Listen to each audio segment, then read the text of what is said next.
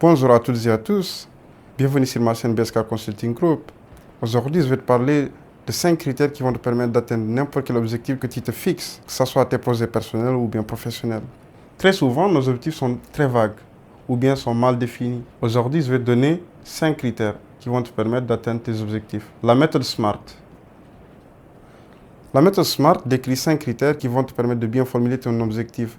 Quand tu veux atteindre tes objectifs, quand tu veux atteindre un projet, que ce soit personnel ou professionnel, il faut se poser 5 critères.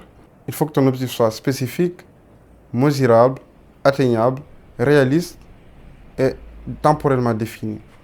La lettre spécifique signifie que ton objectif doit être très précis et clair. Donc, ton objectif ne doit pas être très vague. Quand tu veux atteindre un objectif, il faut se poser la question, qu'est-ce que je veux réellement? Donc, il faut que l'objectif soit très précis et clair. Donc, par exemple, si on prend l'exemple d'un responsable de production qui dit « Je veux diminuer mes taux de rebut de 5% à 3% d'ici 6 mois en renforçant les contrôles qualité et en formant mes opérateurs aux bonnes pratiques. » Ceci est un objectif clair et précis. C'est un objectif SMART. La deuxième lettre, c'est mesurable. Donc, tu dois être capable de savoir mesurer l'état d'avancement de ton projet.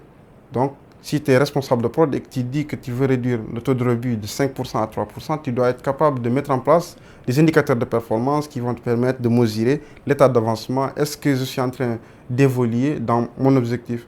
Donc, si tu te fixes un objectif, mets-toi des indicateurs qui vont permettre de mesurer la performance et mesurer ton état d'avancement.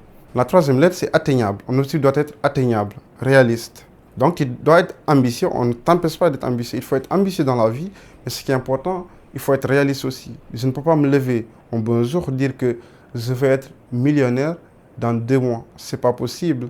C'est quelque chose qui n'est pas possible. Donc, il faut savoir mettre en place des outils qui sont atteignables, ambitieux mais atteignables et réalistes. Donc, si tu te dis, bon, je veux épargner 1 000 euros dans 10 mois, on sait qu'en fonction de ton salaire, tu es capable de le faire.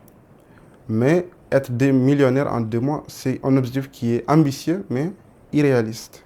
La quatrième lettre, c'est réaliste. Et donc, un objectif doit être réaliste mais pertinent. C'est-à-dire, quand tu es élève ingénieur, en école d'ingé, on sait que la CTI nous oblige à avoir le TOEIC en anglais. Donc, c'est une certification internationale qui va montrer que tu as des compétences en anglais. Et donc, tu n'as même pas encore le TOEIC, tu te dis, bon, moi, je veux étudier le chinois.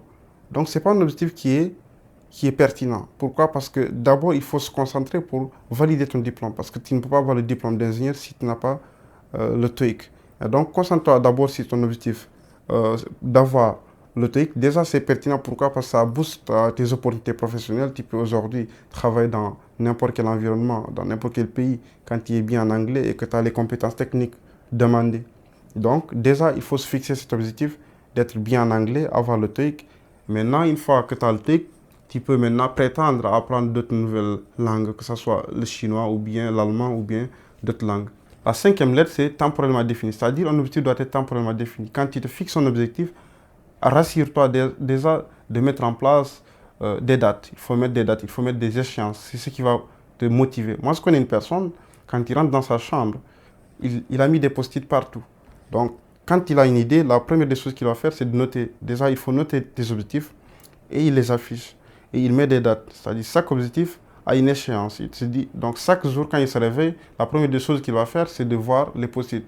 Bah, je dois faire ça, je dois atteindre cet objectif-là, je dois être ingénieur, je dois être cadre, je dois être ça. Donc, il a des objectifs qui sont précis, il a des échéances. Et maintenant, il met en place les plans pour les atteindre. Donc, un objectif aussi, il faut se mettre des objectifs qui sont atteignables, réalistes et temporellement définis, mais aussi, il faut mettre en place l'action derrière pour atteindre ces objectifs. Donc, on ne peut pas se permettre de dire que bon, je veux être millionnaire dans 10 ans et rester dans sa chambre ou bien rester dans son coin et ne pas travailler. Donc, il faut mettre les actions qu'il faut pour atteindre cet objectif-là.